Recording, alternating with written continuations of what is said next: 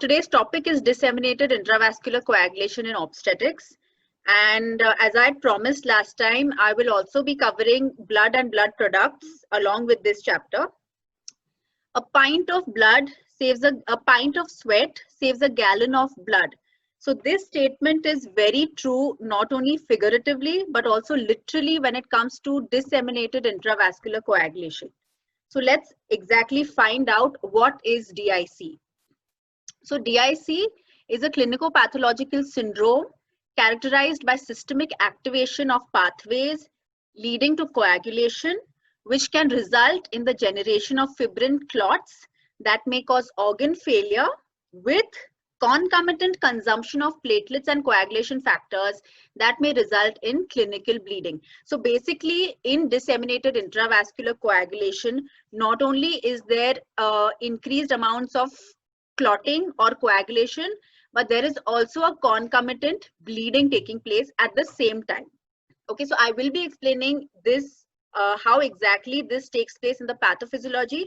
But before that, one important thing all of you must understand is the normal coagulation pathways. So this is just a brief revision of, I'm sure, something which you already know. So we have extrinsic pathway of coagulation and the intrinsic pathway of coagulation. Extrinsic pathway of coagulation is stimulated when there is tissue cell trauma causing release of tissue factor. Tissue factor is also called as thromboplastin. Tissue factor in turn causes activation of factor 7 to factor 7A, giving rise to a complex, which is a tissue factor, factor 7A complex. This complex in turn causes activation of factor 10 to factor 10A. Okay. Secondly, intrinsic pathway. This pathway is activated when there is a vessel injury. Okay, so whenever there is a vessel endothelial trauma or injury, it causes exposure of the underlying tissues. Example, collagen. Okay, so most commonly it is collagen. What happens? There is increased platelet recruitment, platelet adhesion, platelet aggregation, and these platelets cling to the surfaces of the injured vessel and provide for sites for mobilization of factors, namely factor 12, 11, 9, 8. Ultimately, similar to extrinsic pathway, this pathway also emerges to cause activation of factor 10 to factor 10A. Okay. Now, factor 10A plays a very important role in the common pathway. Now, what is this common pathway? Factor 10A causes activation of prothrombin by the prothrombin activator. Prothrombin is factor 2, remember, it gets converted to thrombin. Now, thrombin has a very important role to play in coagulation. One, it causes activation of factor 13 to 13A, and two, it converts fibrinogen to fibrin. Okay, so these are fibrin monomers. Fibrin monomers, then in the presence of activated factor 13, form crossed linked fibrin polymers, which is the secondary clot. Okay, so this is how coagulation takes place normally in the body. Coming to obstetric causes of disseminated intravascular coagulation, most of these causes, all of you know these causes, placental abruption and placenta previa. So placental abruption, how does it cause DIC? There is increased release of thromboplastin, especially in the concealed variety of abruption. There is increased release of thromboplastin or tissue factor, which causes stimulation of the coagulation pathways, giving rise to DIC. Amniotic fluid embolism, it's a very rare entity, but when it occurs, it does lead to disseminated intravascular coagulation. In this, there is a breach in the maternal and fetal circulation barriers. Okay, so whenever amniotic fluid enters the maternal circulation, there is a widespread inflammatory reaction and activation of all the coagulation pathways. Okay, giving rise to disseminated intravascular coagulation. Intrauterine fetal demise, again, retention of a dead fetus for around 3 to 5 weeks can lead to DIC. So it takes some time for DIC to set in cases of intrauterine fetal demise, and this time period is around 3 to 5 weeks. Again, this is due to release of thromboplastin, all the necrobiotic factors which are released from the demised fetus. Preeclampsia, eclampsia, HELLP syndrome, acute fatty liver of pregnancy, all of these cause DIC due to injury to the endothelium. Okay, whenever there is a turbulent blood flow, due to raised blood pressure in pregnancy, for example, there is injury to the endothelium, giving rise to activation of the intrinsic pathway and a coagulation cascade, which keeps on occurring recurrently. Septic abortion and intrauterine infection. So any cause of infection can cause DIC. Any form of sepsis can cause DIC. Mostly in this, both the factors are involved. That is tissue release, tissue factor release, as well as activation of the intrinsic pathway by injury to the endothelium due to endotoxins and exotoxins, which are released by the gram-positive and gram-negative bacilli. Postpartum hemorrhage, as we saw in my last lecture, increased amounts of bleeding causes loss of the coagulation factors, which can stimulate a cascade of DIC. Sometimes even the cause of postpartum hemorrhage itself, for example, placental abruption, in itself can cause DIC as well. So what is the pathophysiology of disseminated intravascular coagulation? So we have seen there is a stimulus required, so an underlying condition which can lead to DIC. Then there is tissue activation or tissue factor release, thromboplastin release, which causes stimulation of extrinsic pathway. So which are the stimuli which are responsible for the extrinsic pathway? Abruption, amniotic fluid embolism, retained dead fetus, abortion with hypotonic fluids, mostly used for second trimester abortions, but now this method has been abandoned. Intrauterine sepsis, placenta accreta, and vesicular mole. Okay. On the other hand, intrinsic pathway activation due to endothelial injury. Stimuli for this include preeclampsia, eclampsia, HELLP syndrome, and septicemia due to release of endo and exotoxins. Both these pathways ultimately gives rise to thrombin generation.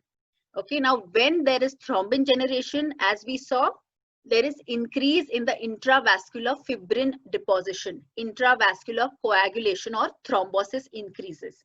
So widespread thrombosis in the body can give rise to tissue ischemia, multi-organ necrosis, ischemia, failure, as well as microangiopathic hemolytic anemia. Okay. Secondly, remember, whenever the coagulation cascade is activated in the body, there is always a compensatory fibrinolytic activity taking place. Okay, so similarly in DIC, what happens? Increased thrombosis and thrombin generation causes stimulation of the fibrinolytic pathway. Now, fibrinolytic pathway begins with plasminogen activation to plasmin. This plasmin is the one which is responsible for ultimate fibrinolysis. Okay, so there is increased degradation of fibrin, giving rise to fibrin degradation products, D-dimers, for example, and this can promote bleeding. Okay, so this is one of the causes of bleeding taking place in DIC. Second cause is widespread thrombosis causes increased consumption of the coagulation factors, giving rise to a consumptive coagulopathy, a deficiency of coagulation factors because of the widespread thrombosis. This is the second factor in causing bleeding in DIC. So clotting factor degradation. And third, another important factor for which bleeding can be accounted for is platelet consumption. So anywhere in the body where there is widespread thrombosis, initially there is always a platelet aggregation or a primary platelet plug where platelets are consumed, ultimately resulting in thrombocytopenia and bleeding. So remember, there is concomitant bleeding as well as thrombosis taking place simultaneously in DIC. Okay, so it's a vicious circle, which if you haven't intervened at the right time, it can result in a very high case fatality rate, a high maternal mortality rate. Okay, so coming to the diagnosis, now this is very important that the diagnosis should encompass both clinical as well as laboratory information. Do not only rely on your laboratory parameters. There is something called as a clinical acumen, which forms the most primitive or the most primary method by which DIC should be diagnosed. So diagnosis of DIC should be made based on an appropriate clinical suspicion, only supported by relevant laboratory tests. Okay, so what is this clinical acumen? Certain bioassays are excellent methods to suspect or detect clinically significant coagulopathy. Okay, so your clinical suspicion should prompt you to take further management strategies to prevent overt disseminated intravascular coagulation. This includes excessive bleeding at sites of modest trauma, like venipuncture sites, shaving nicks, trauma from catheterization of the bladder, spontaneous bleeding, for example, bleeding gums, nose, epistaxis, GI bleeding, purpura or petechiae at pressure sites, especially sites of inflation of the blood pressure cuff. All these point towards thrombocytopenia. Surgical procedures in which you find that there is an abnormally increased generalized oozing of blood, okay, especially in the abdominal layers or in the retroperitoneal spaces, again, should increase your suspicion of disseminated intravascular coagulation, especially in patients in whom there is an underlying cause of DIC, the causes which we just saw, okay. Laboratory diagnosis, yes, it does help you in subsequently transfusing blood and blood products. And the clinical picture or the laboratory picture of DIC includes thrombocytopenia, elevated fibrin degradation products, D-dimers, prolonged prothrombin time, prolonged activated partial thromboplastin time, and a low fibrinogen level. So let's take a look at each of these parameters, the laboratory parameters, and what is the significance of each in the diagnosis as well as the management of DIC. So first, let's take a look at platelet counts. So thrombin-induced platelet aggregation is mainly responsible for platelet consumption. So if you can take a look at this picture here, whenever there is an endothelial injury, there is exposure of the subendothelial tissue, namely collagen. Whenever this collagen is exposed, there is increased recruitment of platelets. So platelets are represented by these elliptical blue figures here. So increased recruitment of platelets towards the site of injury. Platelets get adhered to the exposed collagen by glycoproteins and von Willebrand factor. There is subsequent activation of the platelets, change of shape of the platelets, and further more recruitment of platelets. And ultimately, there is aggregation of platelets to seal the injured part with the help of fibrinogen. So platelets adhere to each other using fibrinogen. This forms the primary platelet plug. Further, it forms a module for the deposition of fibrin and RBCs to give rise to the secondary clot. Okay, so this is how platelets are used up in widespread thrombosis formation. A reduction in platelet count or a clear downward trend at subsequent measurements is a sensitive sign of DIC. Okay, though it is not very specific because thrombocytopenia could be due to a number of other causes in pregnancy. Okay, but remember, a single count is not enough. You have to have a serial measurement of platelets to find out what is the trend, whether it is a falling trend, rising trend, or it is stable. Okay.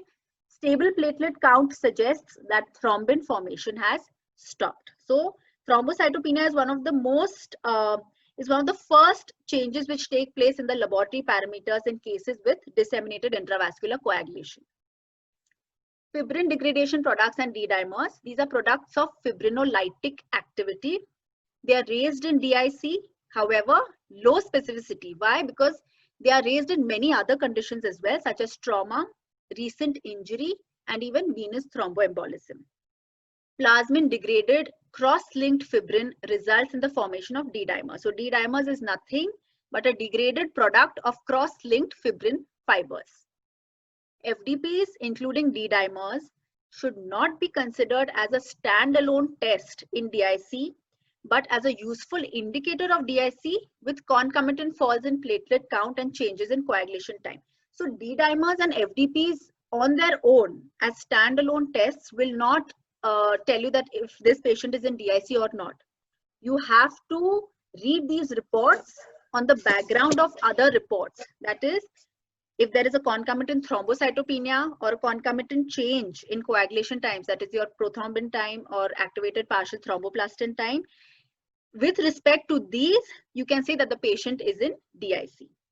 Secondly, tests for FDPs or D-dimers may also be helpful to differentiate DIC from other conditions which are associated with thrombocytopenia or prolonged clotting times. For example, chronic liver disease. In chronic liver disease, you will not have raised D-dimers or FDPs. So that's how you can differentiate DIC from other diseases which can lead to thrombocytopenia or prolongation of clotting times. Prothrombin time and activated partial thromboplastin time. What do these values exactly indicate? These are tests of the clotting pathway, the pathway which we just saw, the extrinsic pathway, the intrinsic pathway. Deficiency of coagulation factors of the extrinsic pathway reflects as a prolonged prothrombin time, and prolonged activated partial thromboplastin time is a reflection of the intrinsic pathway factor deficiencies.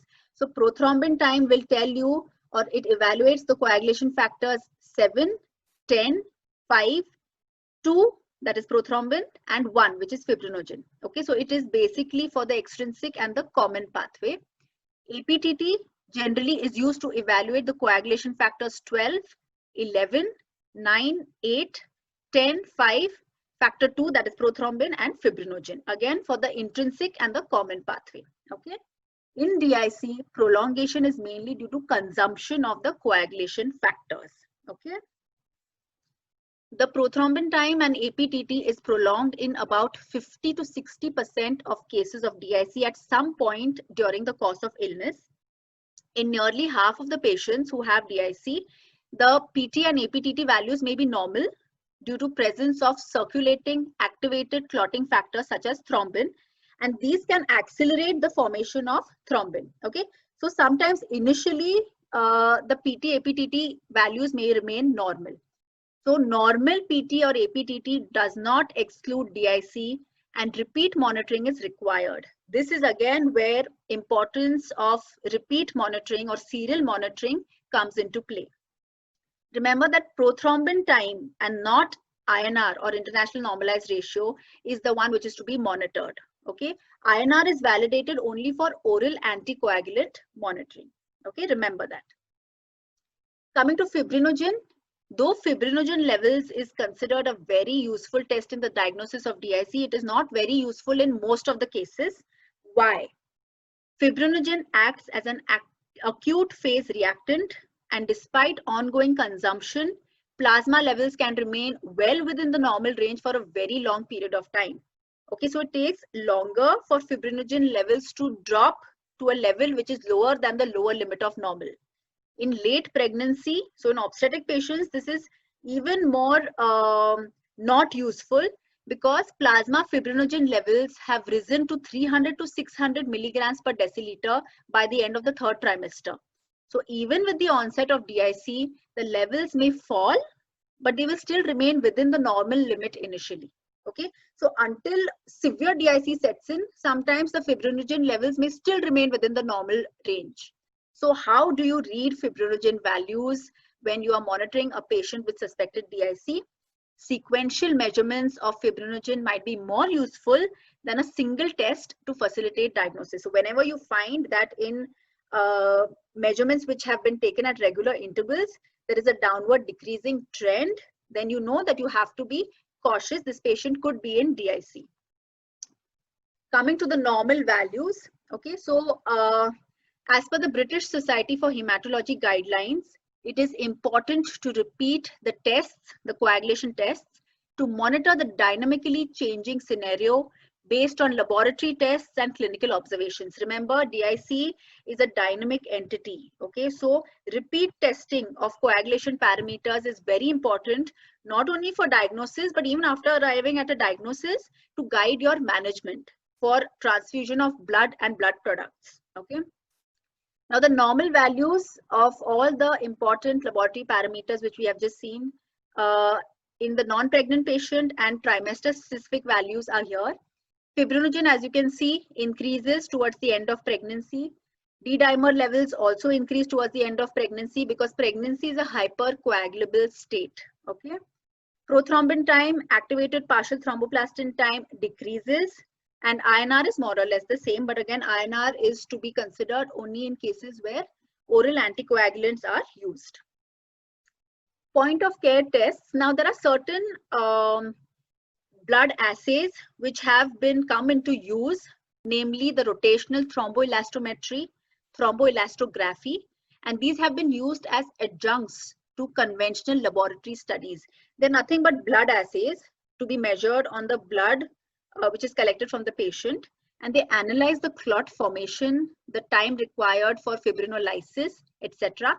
and they guide the blood and blood product replacement in massive transfusions. Okay, so basically these are the newer tests which have now maybe replaced the traditional tests of bedside clotting time, bleeding time, or clot retraction tests. Okay. However, the diagnostic sensitivity and specificity for DIC is unclear. Further studies are necessary before widespread application can be promoted. Next, coming to the ISTH scoring. It is the International Society on Thrombosis and Hemostasis. They have tried to objectively quantify DIC as over DIC and non-over DIC. So the parameters used are platelet count, fibrin-related marker, that is D-dimers, PT prolongation in seconds, and fibrinogen in grams per liter. Remember that this scoring system is solely used for patients in whom there is an underlying disorder which is known to cause DIC. Okay, only in such patients can you use this DIC score to find out whether they are in DIC or not. But remember, this score is not very widely applied in obstetrics. Okay, so addition of all these scores put together for individual patients, if it is more than or equal to 5, it is compatible with overt DIC, and you might have to repeat the score daily. Less than 5 suggests non-overt DIC, and scoring may have to be repeated in the next 1 to 2 days. Okay, so overt or severe DIC has a very high mortality rate. Coming to management of DIC, now the cornerstone of treatment of DIC is treatment of the underlying condition. Okay, so you have to identify what is the underlying condition which has triggered this coagulation cascade. Whether it is placental abruption, you might have to end the pregnancy. Whether it is postpartum hemorrhage due to uterine atony, you might have to control the uterine tone.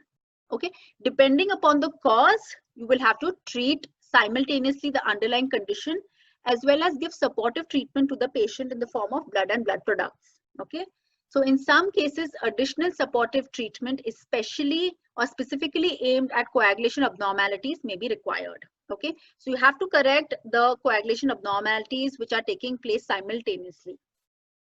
Transfusion of platelets or plasma components in patients with DIC should not primarily be based on laboratory results. You cannot wait for your laboratory tests to come in, because as you can see, fibrinogen levels, for example, will drop further when DIC has become very severe. So you cannot wait for fibrinogen levels to guide your transfusion of fresh frozen plasma or cryoprecipitate.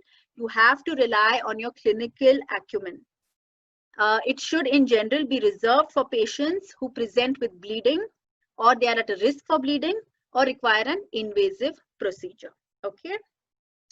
So coming to blood and blood products, this part of my lecture is dedicated to transfusion of blood and blood products, and to find out exactly what blood components are there at our disposition and how do we judiciously use them, not only in DIC, but in cases of massive hemorrhage, especially postpartum hemorrhage. Okay, so that is also going to be covered in this part of the lecture. So first blood product we have is whole blood. Volume per unit is 500 ml and hematocrit is 40% because this also contains plasma. On the contrary, packed RBCs, volume is 250 to 300, higher hematocrit 55 to 80%. Okay. Contents of whole blood include RBCs, plasma, fibrinogen. Remember, whole blood which is stored does not contain platelets. Okay, so you will have to transfuse platelets separately because they are not present in whole blood in cases of massive hemorrhage. Packed red cells, on the other hand, have only RBCs, very minimal fibrinogen, no plasma. Whole blood helps in restoring blood volume and fibrinogen. Okay, so this is especially used in cases with acute massive hemorrhage, catastrophic hemorrhage, because it helps in replacing not only the RBCs, but also the plasma helps in restoring the blood volume, and you're also transfusing coagulation factors. Okay, hematocrit increases by 3 to 4 volume % per unit. When it comes to packed RBCs, it increases hematocrit by 3 to 4%, but it does not restore as such the lost blood volume. Okay, so packed RBCs should be used in patients, for example, with chronic anemia, or in those patients in whom there is a cardiac dysfunction or congestive cardiac failure, in whom volume overload can be a problem. Okay, so in those patients, whole blood should not be given. Packed RBCs will be the blood product of choice. Fresh frozen plasma, volume per unit is 250 ml. It comes in a freezed form, so 30 minutes are required for it to thaw. And after thawing, it is advisable to infuse or transfuse fresh frozen plasma as soon as possible. 600 to 700 mg of fibrinogen and no platelets. It restores the circulating volume as well as fibrinogen content. Cryoprecipitate is a precipitate which is prepared from fresh frozen plasma. Volume per unit is 15 ml. This also comes in a frozen form, has to be thawed before transfusion. 1 unit contains around 200 mg of fibrinogen, certain other clotting factors, but no platelets. The usual dose is around 10 bags of 15 ml per volume. So 1 unit, which is 15 ml, 10 such bags will be required at one time. Okay, and that will increase the fibrinogen level by 100 mg per deciliter. Platelets, about 50 ml is the volume per unit. It is stored at room temperature.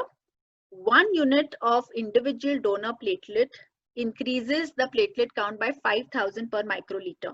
But if you're using a single donor apheresis bag, it increases the count by 30,000 per microliter. We'll be seeing what is the difference between a single donor apheresis platelet bag and an individual donor platelet bag, which is formed from whole blood. Okay, so the British Committee of Standards in Hematology have certain recommendations for maintaining coagulation factors in cases of massive hemorrhage. So if you have a massive postpartum hemorrhage, coagulation parameters should be maintained at least, this is the cutoff level for maintaining your coagulation parameter. So hemoglobin should be more than 8 gram%, platelet count more than 75,000, fibrinogen more than 1 grams per liter, prothrombin time and APTT should be maintained less than 1.5 times the control. General principles for blood transfusion, just a brief recapitulation. Valid consent should be obtained wherever possible prior to administering blood transfusion.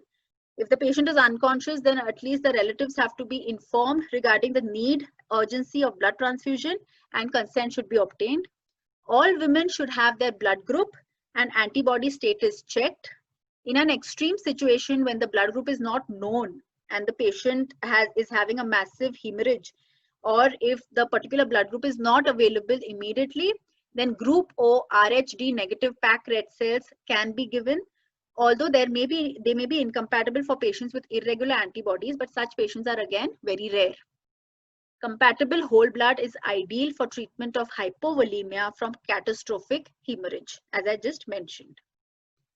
Now, what is the potential of human whole blood? So all these components which we just saw can be obtained from a single pint of human whole blood. Okay, so whole blood is centrifuged to give rise to or to separate RBCs from platelet-rich plasma.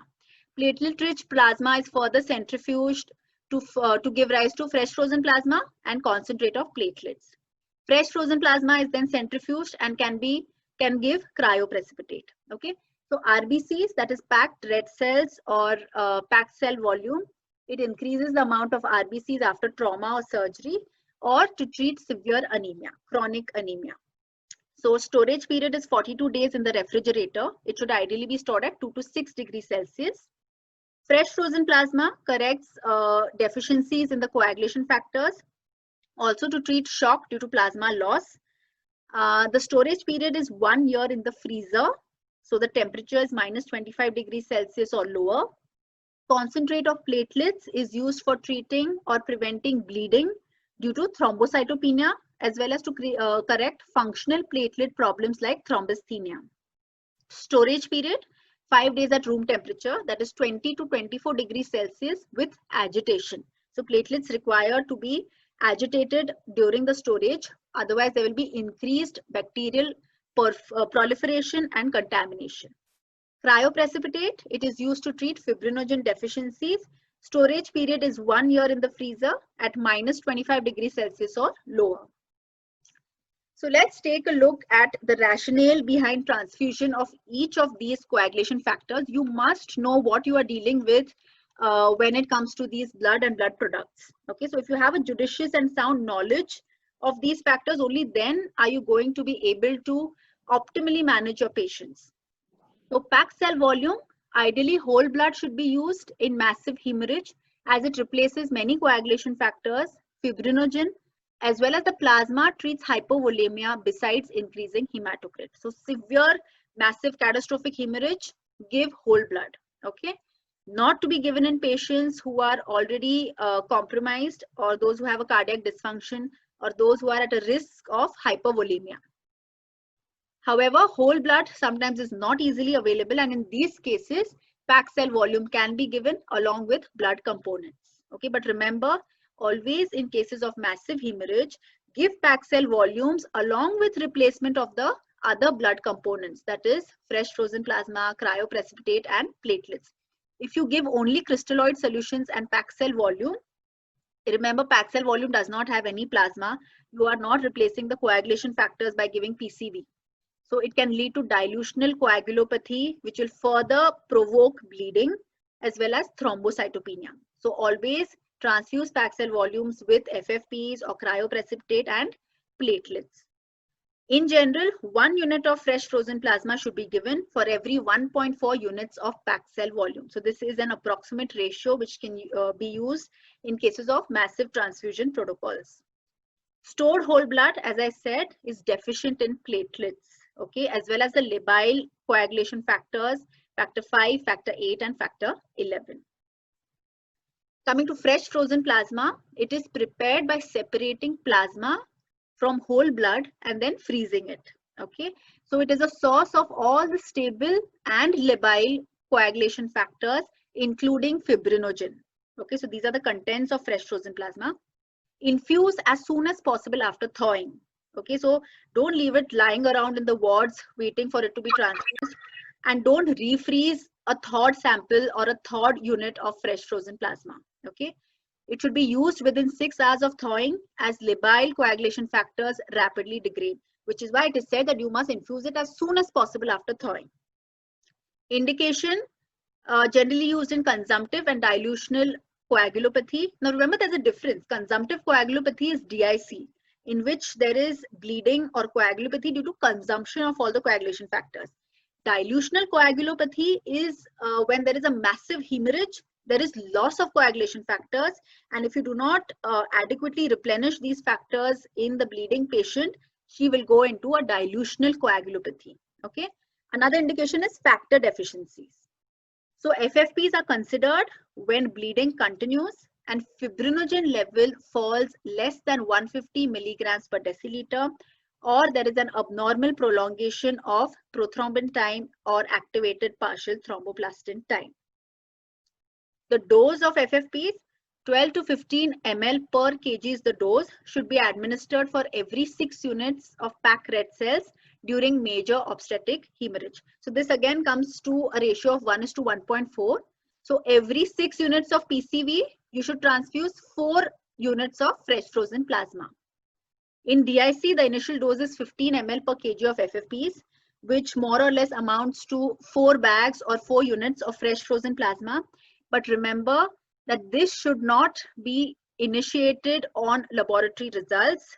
In DIC, you should start it on clinical suspicion or in patients in whom you are planning to do an invasive procedure, or patients who are at a high risk of bleeding, for example, post-operative patients, and you're suspecting a DIC. Even before laboratory results, you must transfuse your initial dose of fresh frozen plasma. Subsequent FFP transfusion, yes, it can be guided by the results of clotting tests if they are available in a timely manner, again very important, aiming to maintain the PT and APTT ratios at less than 1.5 times the normal value. Regular full blood counts and coagulation screens, which should include prothrombin time, APTT and fibrinogen, should be performed during the bleeding episode. So as I said, at regular intervals, you must send in the blood test and blood investigations. It should not be instituted based on laboratory tests alone. I'm emphasizing this again, but in those with DIC and active bleeding, as well as in those requiring an invasive procedure in the presence of disseminated intravascular coagulation. Coming to cryoprecipitate, Each unit of cryoprecipitate is prepared from 1 unit of fresh frozen plasma. Okay, so 15 ml is the volume of 1 unit of cryoprecipitate. It contains 200 mg of fibrinogen, factor 8C, von Willebrand factor, factor 13, and fibronectin. So how is cryoprecipitate prepared? Fresh frozen plasma is thawed at 1 to 6 degrees Celsius. It is centrifuged.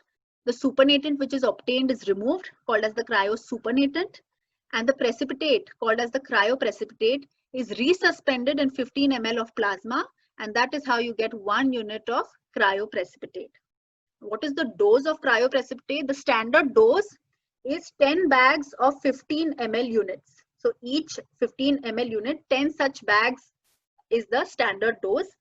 If it is coming in the form of pre-pooled units, so in pre-pooled bags, 5 units are pooled together to form 1 bag. So 75 ml will be the volume of this 1 bag. And in such cases, 2 5-unit pools should be administered early in major obstetric hemorrhage. So early administration is very important. Otherwise, because of this massive hemorrhage, there's going to be dilutional coagulopathy and patient will slip into irreversible DIC. Subsequent cryoprecipitate transfusion should be guided by fibrinogen results, aiming to keep the fibrinogen levels above 1.5 grams per liter, which is 150 milligrams per deciliter.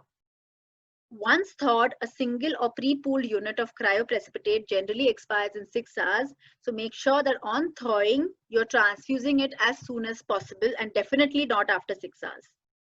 Severe hypofibrinogenemia, that is fibrinogen level less than 1 grams per liter or less than 100 milligrams per deciliter, that persists despite FFP replacement, can be treated with fibrinogen concentrate or cryoprecipitate. So these are the Royal College of Obstetrics and Gynecology guidelines, Green Top guideline 47 for transfusion of blood and blood products in massive hemorrhage.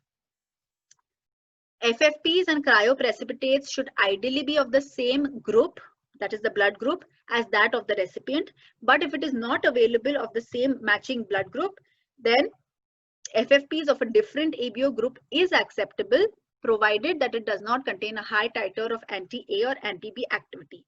So that will be taken care of by the person sitting at the blood bank. He will help you in that. No anti-D prophylaxis is required if an Rh-D negative woman receives Rh positive FFPs or cryoprecipitates, okay, because no RBCs are involved. Next, coming to the platelets. So platelet count and how much platelet count is required for which procedure. So in an acutely bleeding patient requiring a massive transfusion, try to maintain the platelet counts above 50,000. Okay. Prophylaxis for surgery, spinal anesthesia, epidural anesthesia, platelet counts should be more than 50,000, or if it is less than 50,000, you need to transfuse platelets before taking the patient for the procedure. In patients with DIC and bleeding, or those at a high risk of bleeding, that is post-operative patients or those who are due to undergo an invasive procedure, in those patients, if platelet counts are less than 50,000, transfusion of platelets should be considered. So these are the British Society for Hematology guidelines. However, the Royal College suggests a platelet transfusion trigger of 75,000 to provide a margin of safety. Okay. Platelets, now this is very important, platelets should ideally be group compatible. Okay, so blood group compatible, and Rh negative women should also receive Rh negative platelets. Okay, otherwise there's going to be Rh sensitization. Preferably single donor apheresis bags are used, which raise the platelet counts by 30,000 per microliter. If these are not available, then 6 to 8 bags of individual donor platelet units are used. So what is the difference between single donor apheresis and individual donor platelets, and how are they made? We are going to look at in the next slide. In non-bleeding patients with DIC, prophylactic platelet transfusion is not given unless, of course, platelet counts drop below 10,000 per microliter, or it is perceived that there is a high risk of bleeding. Only then will you transfuse platelets in a non-bleeding patient with DIC. Okay, so coming to platelet apheresis. So what is a single donor platelet apheresis? It is a process which takes around 60 to 90 minutes to complete. So there is a donor, blood is drawn from the donor or the platelet donor and is passed through a machine called as an automated cell separator. This machine separates the individual blood components and especially the platelets, which are then collected in a collection bag. So only the platelets are separated. Rest of the blood components, the remaining blood, is returned or transfused back into the donor. This cycle keeps repeating till you have enough platelets collected. So this is called as platelet apheresis.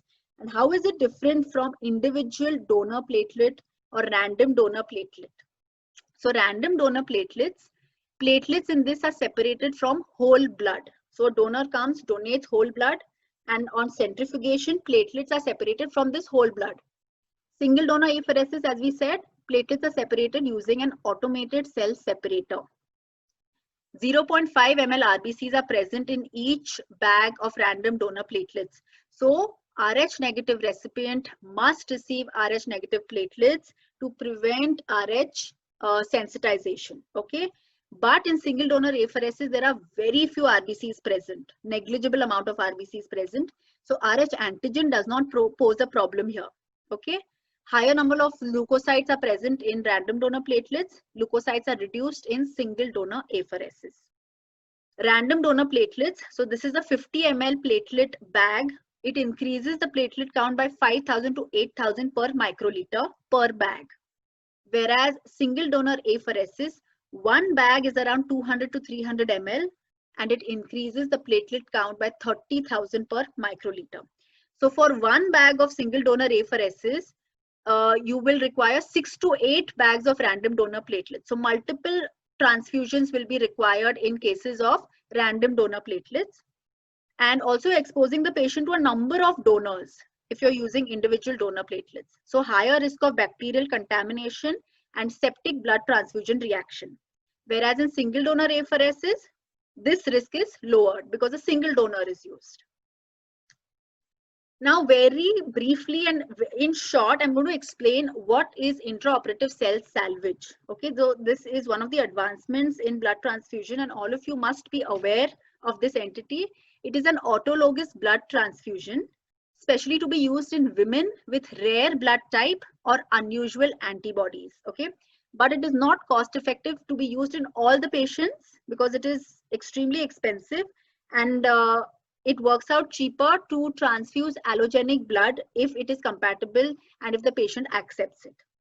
Cell salvage is recommended for patients where anticipated blood loss is great enough to induce anemia or expected to exceed 20% of estimated blood volume. Intraoperative cell salvage has a role in management of patients who refuse allogenic blood transfusion. For example, the Jehovah's Witness. Cell salvage unit looks something like this. So what happens here, intraoperatively, whatever blood loss takes place is sucked into this cell salvage unit. In this unit, the blood undergoes processing, washing, and the processed blood is then collected into collection bags. This blood is then transfused back into the same patient. Okay. So major concern in obstetric patients is of amniotic fluid embolism. But yes, many studies have shown that this is just a theoretical risk and it is shown to be safe even in obstetrics. Okay, so that was very briefly about what cell salvage is. Coming to antifibrinolytic agents in DIC. Now, as per the British Society for Hematology, grade C recommendation, in general, patients with DIC should not be treated with antifibrinolytic agents. But patients with DIC that is characterized by a primary hyperfibrinolytic state. So hyperfibrinolytic state, which means increase FDPs, increase in D dimers. And those who present with severe bleeding could be treated with lysine analogs such as tranexamic acid. And what is the dose? 1 gram every 8 hourly. Okay, so this is again a grade C recommendation.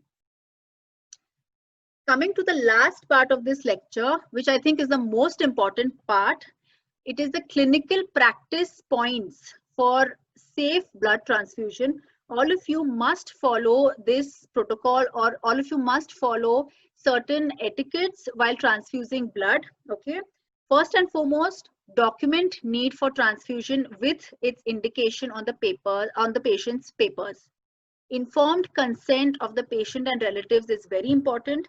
Explain to the patient as well as the relatives regarding adverse blood transfusion reactions.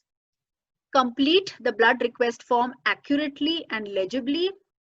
A 5 ml blood sample to be collected from the patient. It should be labeled correctly, should include the patient's name, age, sex, the ward number, the registration number, and what is the blood sample that you are sending. Send both to the blood bank, that is the blood sample as well as the blood request form. Once you receive the product from the blood bank, cross-check the patient details. Make sure that the right blood product has been issued for the right patient. So check the patient details, the registration number of the patient, type and volume of blood product which has been given, blood group and compatibility tag, confirm it with the patient's blood group, bag unit number, unique donation number. All of this should be checked and document all of this in the patient's notes along with signature of the person performing the pre-transfusion check. Very important.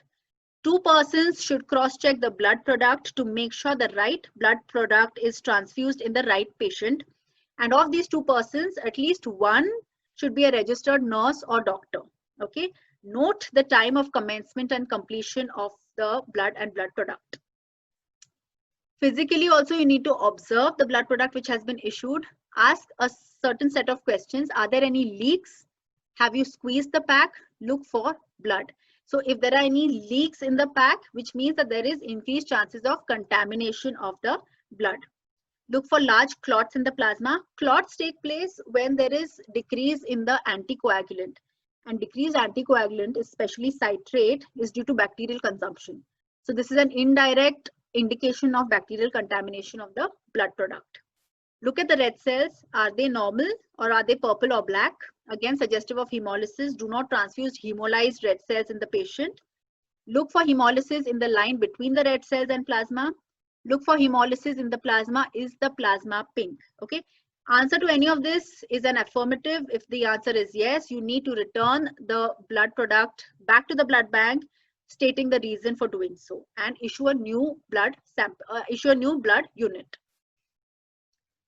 Now, starting the transfusion and completing the transfusion. Now, when it comes to whole blood and packed RBCs, start the transfusion within 30 minutes of removing it from the refrigerator. No longer than that, otherwise the blood will get spoiled. There will be bacterial proliferation. Try to complete the transfusion within 4 hours. Okay, discard the unit if this period has been exceeded. Again, very important. Platelet concentrate, start the transfusion immediately after issuing. So that is why in order to prevent delays, issue the blood product only when required. Okay, only when you're sure you're going to immediately transfuse it, that is the time you issue it from the blood bank itself. And platelet concentrate, complete the transfusion within 30 minutes. FFPs and cryoprecipitate, as I said, start the transfusion as soon as possible after thawing and try to complete it within 30 minutes. Okay. Monitoring of the patient. For each unit of blood transfused, monitor the patient before starting the transfusion. So you must have a baseline observation recorded on the patient's papers. 15 minutes after starting the transfusion, again monitor the patient, because most of the hypersensitivity reactions or acute blood transfusion reactions generally take place within the first 15 minutes. You have to observe the patient for these first 15 minutes. Very important. Okay. At least every hourly during the transfusion, and carry out a final set of observations 15 minutes after each unit has been transfused. So what all will you monitor for? The general condition of the patient, pulse, blood pressure, temperature, respiratory rate. Also ask the patient to report any pain, restlessness, breathlessness, shivering, rash, itching, pruritus, or any uneasiness which he may notice. Monitoring of patient should be documented along with signature of the person who is administering the blood unit. Okay, again, very important is documentation of all this.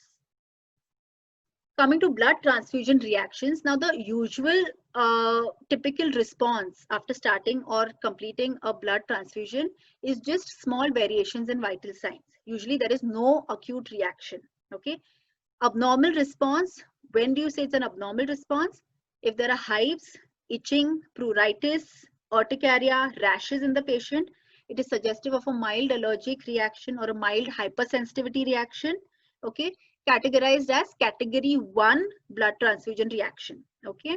In such cases, you just need to slow down the drip or stop the drip for some time and give an antihistaminic agent. Fever with chills or rigors could be due to febrile non-hemolytic reactions, which is a slightly moderate hypersensitivity reaction categorized as category 2. However, if fever and chills are accompanied by hypotension, severe breathlessness, tachycardia, palpitations, it could be due to acute hemolytic reactions or bacterial contamination or severe anaphylactic reactions, acute lung injury, also called as transfusion associated lung injury, and volume overload.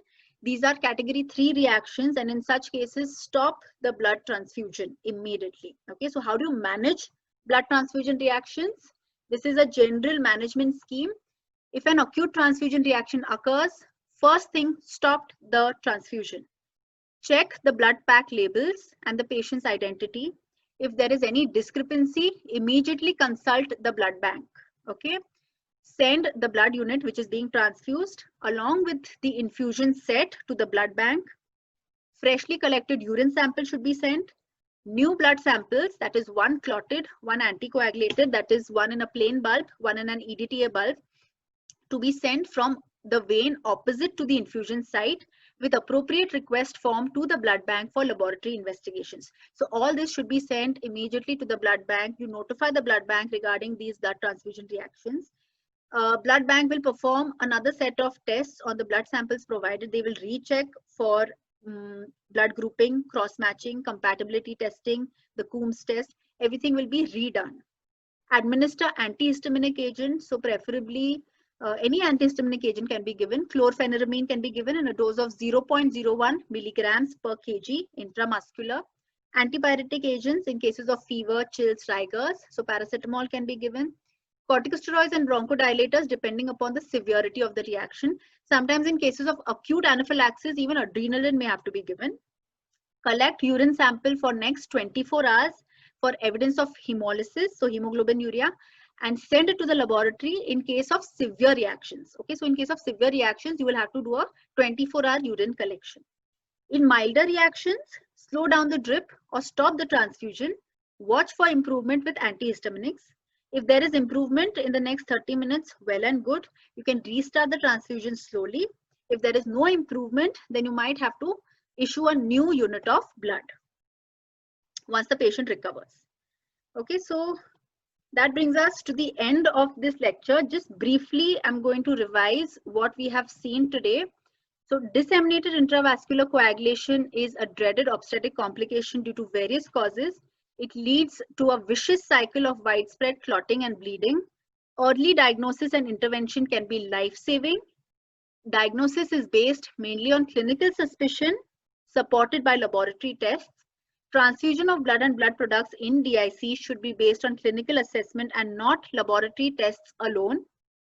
Key factor in management of DIC is controlling the underlying cause.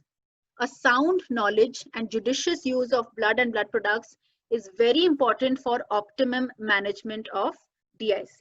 Okay, so with that, we have reached the end of today's lecture.